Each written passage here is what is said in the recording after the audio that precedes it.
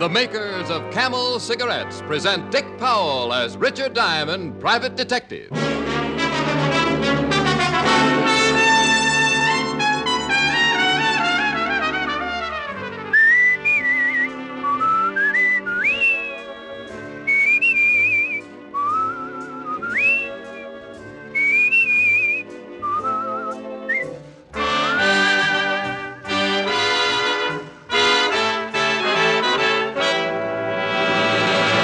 How mild can a cigarette be? One puff won't tell you. One sniff won't tell you. It takes day in, day out smoking to find out how mild a cigarette is, how well it agrees with your throat.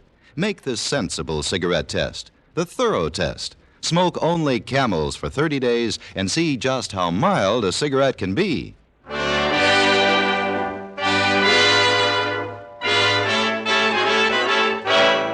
Here, transcribed, is Richard Diamond, private detective, starring Dick Powell.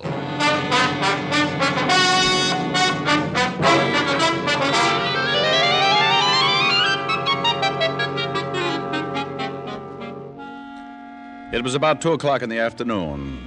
It was cold out, and it had been raining. When it got a little warmer, it would probably snow. The whole city was covered with a heavy sheet of ice, and the steam heat in my office gurgled and clouded up the windows. I was feeling pretty good. I was warm. I'd had one client in the past week, and my bank account was on its way to recovery, and a good breakfast in the drugstore downstairs had made me comfortable and drowsy. I put my feet up on the desk, leaned back in my chair, and closed my eyes. Mr. Diamond? Mr. Diamond? I must have been napping and didn't know it. I hadn't heard the door open, but there he stood, framed in the door, resting his weight on the jamb, and looking across the room at me with tired eyes. Mr. Diamond? Yes, what can I do for you? My name is Abel Gunther. I want to hire you. All right, Mr. Gunther, I charge $100 a day in expenses. I don't think I can pay it. I can pay you some, but I don't think I can pay you that much. Well, that's my fee for you or a Rockefeller. I got expenses. I see. Well, I'll keep looking. I need help. Perhaps you could recommend someone? You'll pardon me for saying so, but you don't look too well, Mr. Gunther. I'm pretty sick, Mr. Diamond. Maybe you'd better sit down and tell me what your problem is. I can't afford the money. That's all right. Tell me about it anyway. I think I had better sit down. Yes, you better. What's wrong? You got the flu or something? No. I'm afraid it's a little more serious. Would you really like to hear my story? I think I really would. I'm a farmer, Mr. Diamond. My home is Haiti, near Saint-Nazaire.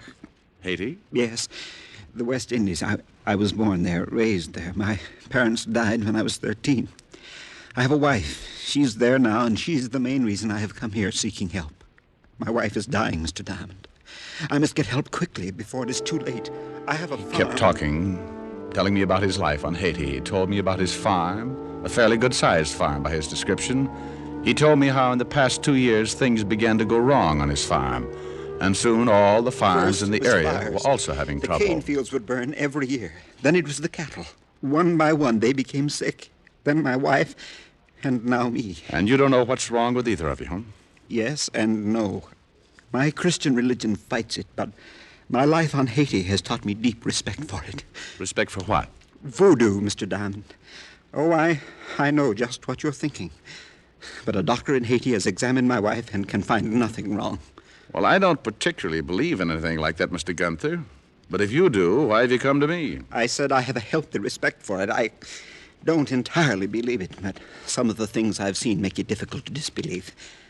I came to you because I suspect a possibility of something more.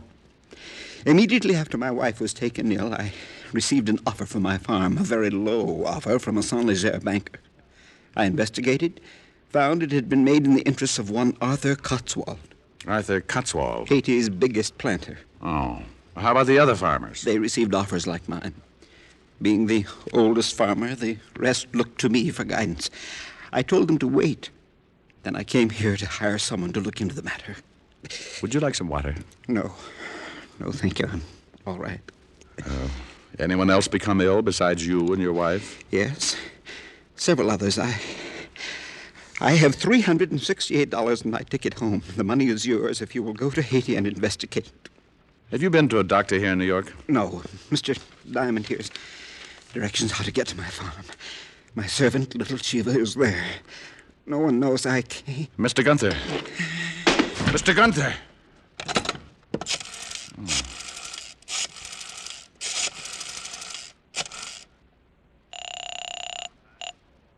Levinson Homicide. Hello, Walt. Oh, Rick. Yeah. Better get up to my office. I've got a dead man for you.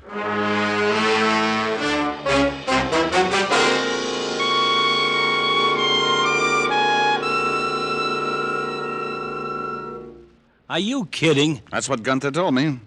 Voodoo? Voodoo smoodoo. That's what the man said. Now, steady, boy. Oh, stop it, Walt. You know I don't believe it. But you're going down to Haiti. Well, somebody's got to tell the wife. The local authorities can do that. Hey, Now, what's the matter? the local authorities in Haiti. Why didn't Gunther go to them if he thought there was something phony about the setup? You want an opinion? If you can strain one out. Well, Gunther probably didn't go to the Haiti authorities because he knew they'd think just what you're thinking. Okay, so I'm crazy. Well, Gunther died in my office. He came a long way for help, and the poor guy wanted to give me his last $368. So I'm going to Haiti. I'll send you a zombie.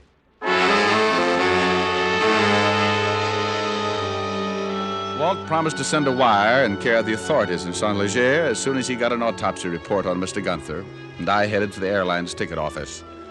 By 8 o'clock that evening, I was in an airline's flagship at 12,000 feet heading for the West Indies and Haiti. The trip wasn't bad. We landed in Miami, where I grabbed a cup of coffee and then climbed aboard a clipper for Port-au-Prince. At Port-au-Prince, I took a bus to Saint Leger, and from there a beaten-up taxi to the Gunther farm about 10 miles into the country. As we neared the farm, I could see a crowd of people standing around in front of the house. And as I climbed out of the cab and approached them, they turned, and their hushed conversations were suddenly stilled. I didn't know what it was. No one said a word. But something was wrong. I could feel it. I walked through the crowd to the house and stopped cold as the door opened. Who are you? I'd never seen anything like him. He was a native, and he ducked his head as he stepped out of the door to face me. He was a good 7 feet tall, or maybe more, and must have weighed close to 300. He stood on his bare feet, his long, muscled arms hanging loosely at his sides, and looked at me with dark, shining eyes. Me, little Chiva. Who are you? Well, me, very little Richard Diamond. Mr. Gunther hired me to come here. You from New York? Oh, yes. Mr. Gunther couldn't come back. He died. That's right. How did you know? You come in? Sure. What are all those people doing out there? Their friend's madam. She died too.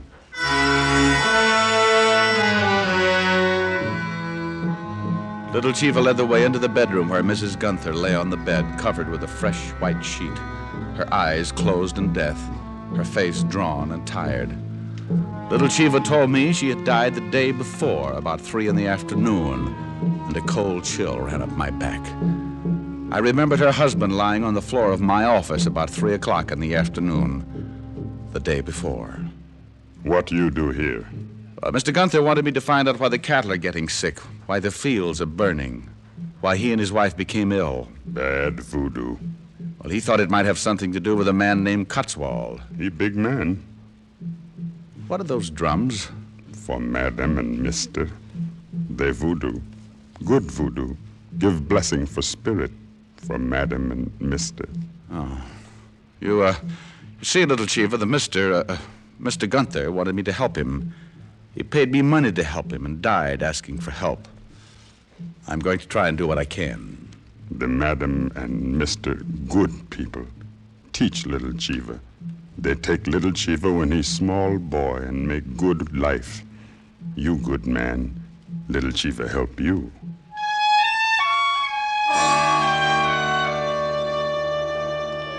Right then, I inherited little Chiva. And if there was going to be any trouble, the giant servant would certainly help to make up the difference. The first thing I wanted to do was contact the local authorities in Saint Leger. The little Chiva told me my man was one Inspector Laplanche. A very fine person, Mr. Gunther. I'm sorry he's dead. Well, how'd everybody know he was dead? On Haiti, things of such nature are never a secret. The natives know. Voodoo? Being a stranger to Haiti, Mr. Diamond, I expect you to be a skeptic. But you believe in voodoo? Let us say I've been in Haiti too long not to believe. Well, Gunther thought the whole thing might have something to do with a man named Cotswold. I would suggest you forget Mr. Cotswold. Then I suggest you give me a good reason to forget him. Mr. Cotswold is a very big man on Haiti, the largest plantation owner on the West Indies, and a self-made man with a considerable temper. Well, thanks for the advice, Inspector. But supposing I come up with something incriminating. If Mr. Cotswold has breached the law, it would certainly be my duty to arrest him. But I am not considering the arrest. More, the necessary steps that would have to be taken to prove the guilt. Dangerous steps, Mr. Diamond. One might trip on those steps. And break his neck. Yes. You like the middle of the road, huh? It is much easier to see what is ahead. It's possible to get run down from behind. I do as much as I can to prevent that possibility. Example, my suggestion, you forget Mr. Cotswold. I left the philosophical inspector and went outside where little Chiva had been waiting. Every time I looked at Chiva, it was like a little kid spotting the Empire State for the first time. He smiled a mouthful of white teeth as he said, The inspector, he say forget Mr. Cotswold. That's right. What do you think, little Chiva? I think I do what you want. You know what I want? You want go see Cotswold. Think I'm crazy? You're not afraid. You're not strong like little Chiva. But little Chiva think of all the men he know, you would fight hardest. I don't like to fight, little Chiva. Little Chiva know that. We go see Cotswold.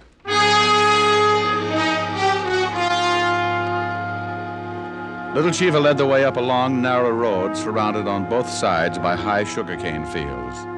Somewhere from not too far away, I heard the drums start again. Little Chiva stopped, looked off to the north. He began moving his shoulders, slowly, keeping time to the steady rhythm of the drums. He began to sing softly. Oh, hey, say Papa Nuki Papase. Oh, hey, say Papa Nuki Papase. What does that mean, little Chiva? It means in your language, it is our Papa who passes. Papa? Papa Dambala, the great source. Voodoo? Yes. Later I must leave you. Today is Wednesday. This is the day of Papa Dambala.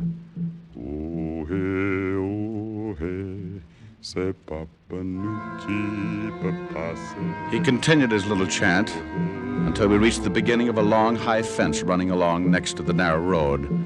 Chiva leaned down and swung a gate open. Then we walked up the path that led through the Cotswold property until we reached the house. There, sitting back between two huge trees, was the Cotswold mansion. I walked up to the front door alone. Mr. Diamond, Yes, Chiva? watch out for Mr. Jocelyn. He guard Cotswold. Thanks, I'll do that.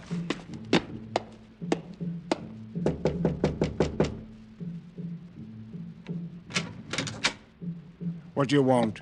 I want to see Cotswold. You do, eh? What you doing here, little Chiva? I wait for Mister. Found himself a new governor, what?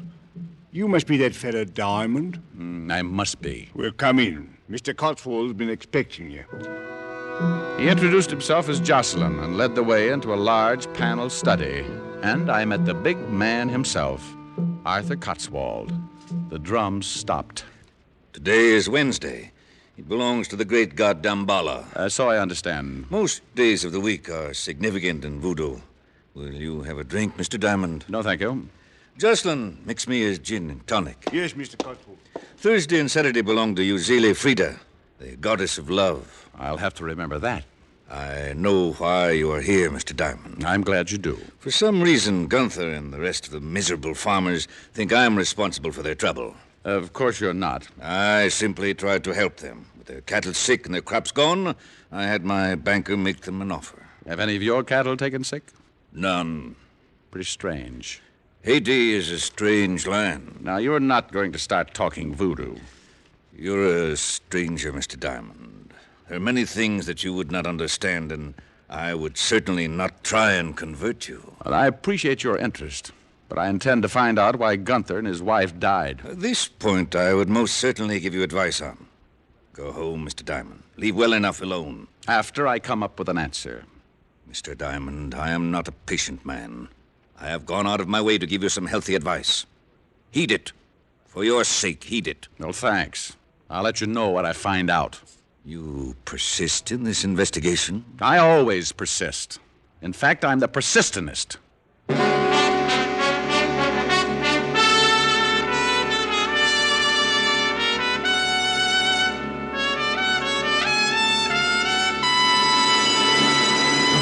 Before we continue with Richard Diamond, here are a few words about smoking enjoyment. The things we look for most in a cigarette are mildness and flavor.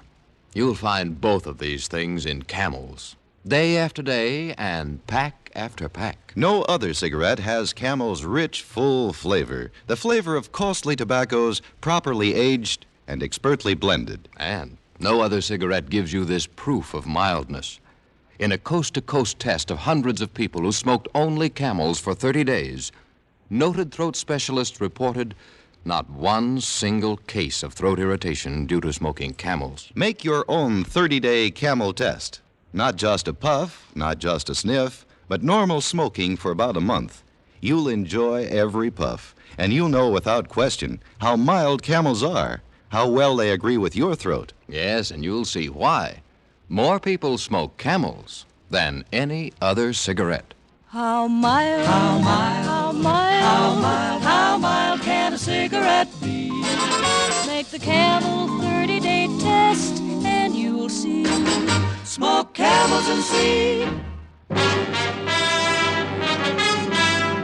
And now, back to Richard Diamond, Private Detective, starring Dick Powell.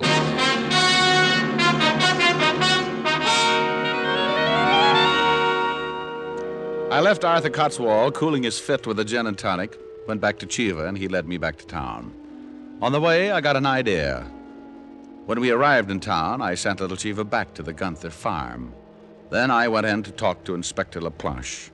The inspector had received a wire from one Lieutenant Walt Levinson, 5th Precinct, New York Police. Well, I had no idea the New York police were interested in this affair. They're always interested when someone drops dead. Now, here's something pretty interesting, Inspector. Mr. Gunther died of a disease known as brucellosis, commonly known in cattle as Bang's disease. Ever heard of it? I am not a medical man, Mr. Diamond. Well, it's undulant fever. Both Gunther and his wife probably caught it from their sick cattle. What do you intend to do? Well, I think those cattle were infected deliberately, and the cane fields burned purposely. If the cattle were infected deliberately, there must be some of the brucellosis still around, and I'm going to find it. Maybe at Mr. Cotswold's. I think you better issue a search warrant and come with me. Mr. Diamond, the middle of the road, remember? I think you'd better forget the middle of the road, Inspector. Unless you want me to get in touch with the authorities and have you held as a material witness in a murder case. I will issue the warrant. I kind of thought you would. I will issue it, but you certainly do not think it will be enough to get you into the Cotswold house? No, but it'll make it legal. I sent little Chiva back to collect some of his friends. They're going to help us get in that house, Inspector. I will have no part of violence. Oh, they won't even be with us. It would be easy to search the Cotswold place if Cotswold was out fighting a fire. Fire? Just a harmless fire, Inspector. But far enough away so that Cotswold will think it's his cane fields. Oh, well, then I will certainly issue the warrant, Mr. Diamond. As long as we are going to do everything open and above board, I will certainly issue it. Welcome back to the gutter, Inspector. The view isn't much, but you can't miss where you're going. Let's go get little Chiva.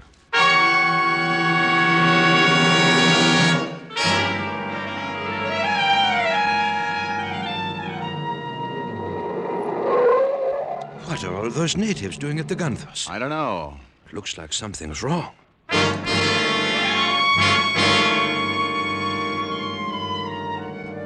We piled out of the car and pushed our way through the crowd of natives. Inside the house, we found what was wrong. Lying in the middle of the room was little Chiva. He He was almost dead when I knelt beside him. I talked to friends. They light fire for you. Thanks, Chiva. Now, Dambalawedo take me. He's been stabbed. Nearly cut him in two. They got him from behind. Never would have faced him. You stay. You see, waitelen on tete yamort.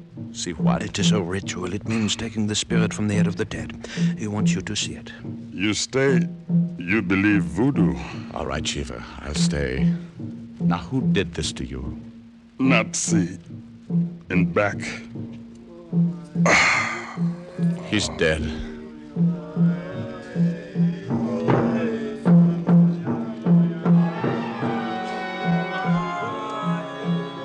The next few hours I'll never forget.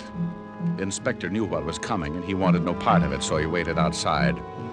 I don't know whether I can describe it, but I'll try. And even though I saw it with my own eyes, I still don't quite believe it. The natives came into the house and picked up little Chiva. They placed him on a bench, and the ceremony began. Some of them had already obtained the necessary items used for Waitiloan on Tete Yum Mort. They included several live pigeons, olive oil, 30 pieces of fat pine wood, a pair of chickens, some coarse cornmeal, and a saddle blanket, and a large white plate. Little Chiva's body was covered by the blanket, and then the pigeons were killed and cooked without seasoning. The cornmeal was roasted, then placed in the white plate. The 30 slivers of pine wood were lighted and carried by the natives like candles.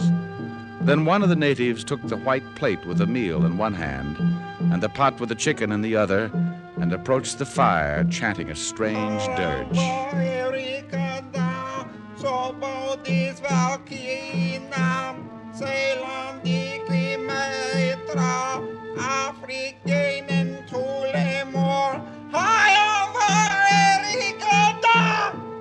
I nearly ran out with the screaming Mimis. As he finished the last line of the chant, the dead body of little Chiva sat straight up with straining eyes, bowed its head, and fell back.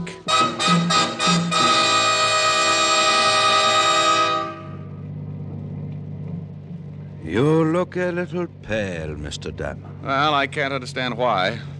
Probably because my blood's hiding in my feet. What do you think of voodoo now? Well, let's forget it, shall we? I haven't got the money for a good rest home. Yeah. We are close to the Cotswolds. Good. Let's park it here and wait until the fire starts.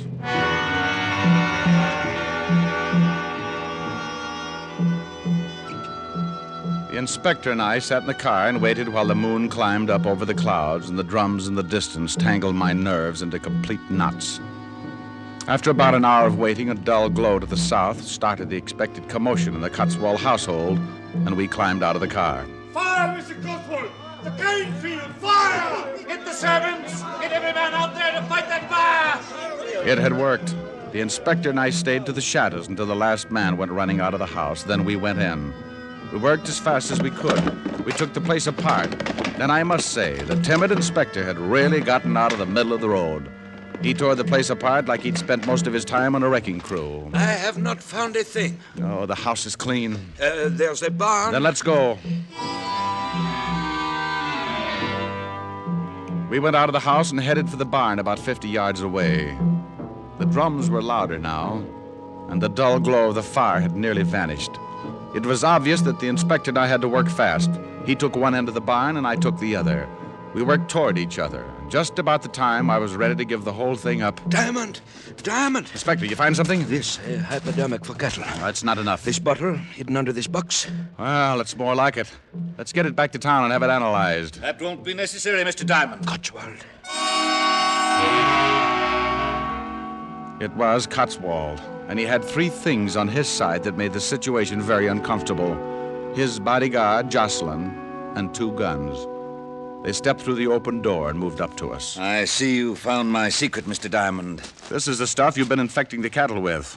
And this is what killed the Gunthers. That's correct. You see, you should have really taken my advice and returned to the States. You'll be held for murder, Cotswold. Who will convict me, Mr. Diamond?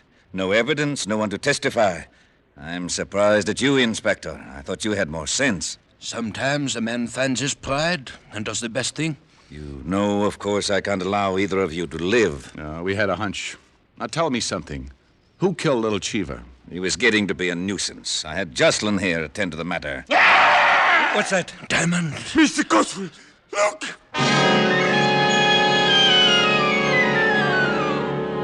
Well, now I want to tell you, I'd seen a lot that day, but that was just a little too much. The howl had come from the open door, and standing in it, framed against the yellow moon... It's him! It's little Chiva! No! But there he was, and he looked even bigger as he shuffled toward the two men, his arms swinging at his sides like two giant sledgehammers. He was going all the way. He hadn't just come back from the dead to sit up. He was taking a walk. Get away! Get away! You're dead! Shoot him! Shoot him! But Jocelyn was too terrified to even raise his arm. The big native reached out, grabbed him with both hands, and crushed him like an eggplant. For a minute, I was too stunned to move. Then when I saw Cotswold bring up his gun, I threw the bottle. It stopped him long enough for the big native to drop Jocelyn's limp body and charge in. Like an idiot, I had some stupid reason for wanting Cotswold alive, so I tried to head Chiva off. Ever tried to stop a freight train with both hands out? He brushed me off, and I crashed into the wall just as he grabbed Cotswold. No! He picked him up, raised him high over his head, and threw him the length of the barn. Diamond, he's coming over here. Now, look, old boy. It's me, Diamond. Little Chiva, please, Me not little Chiva. What? I should have guessed. Should have guessed what? What is this? This is Big Chiva. Big Chiva? We, me little Chiva's brother. Me pay back for kill little Chiva. Oh, good gosh. I never thought We, me big Chiva. Come, I take you back to Gunther house. Little Chiva say you good man. I be your servant. Well, if you don't mind, I just think I'll head back for the States and lie in a warm tub of mud for the next 6 months. Tell me something, Big Chiva. What do you want? You don't have a big brother, do you?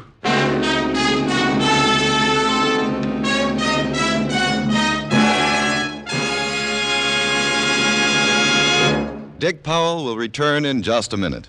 More doctors smoke Camels than any other cigarette, according to a repeated nationwide survey. Doctors in every branch of medicine, doctors in all parts of the country, have again been asked what cigarette they smoked. Again, the brand named most was Camel. Yes, according to this survey, more doctors smoke Camels than any other cigarette. Friends, try Camels and discover for yourself the reasons behind Camel's great popularity. You'll enjoy Camel's rich flavor and cool mildness pack after pack and week after week. How mild, how mild, how mild, how mild, how mild can a cigarette be? Make the Camel 30-day test and you'll see. Smoke Camels and see. Here's Dick Powell with a special message. Thank you. Friends, nothing can boost your morale like a gift, especially if you're in a hospital bed. That's why the Camel people send gift cigarettes each week to hospitalized servicemen and veterans in this country and overseas. This week, Camels are on their way to Veterans Hospitals, Rutland Heights, Massachusetts, and Lyons, New Jersey, U.S. Naval Hospital, Quantico, Virginia, and to all hospitals operated by the Far East Command of the U.S. Air Force. Now, until next week, enjoy Camels. I always do.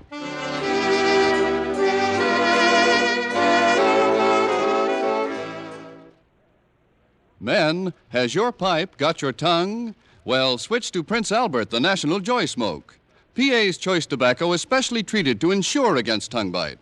Yes, and it's crimp cut, too, for smooth, burning, and cool smoking. Get Prince Albert, rich, flavorful, and with a delightful natural fragrance. It's America's largest selling smoking tobacco. Listen next week for another exciting transcribed adventure of Richard Diamond, starring Dick Powell. This is Your FBI. The official broadcast from the files of the FBI follows immediately. Stay tuned. This program came to you from Hollywood. This is the American Broadcasting Company.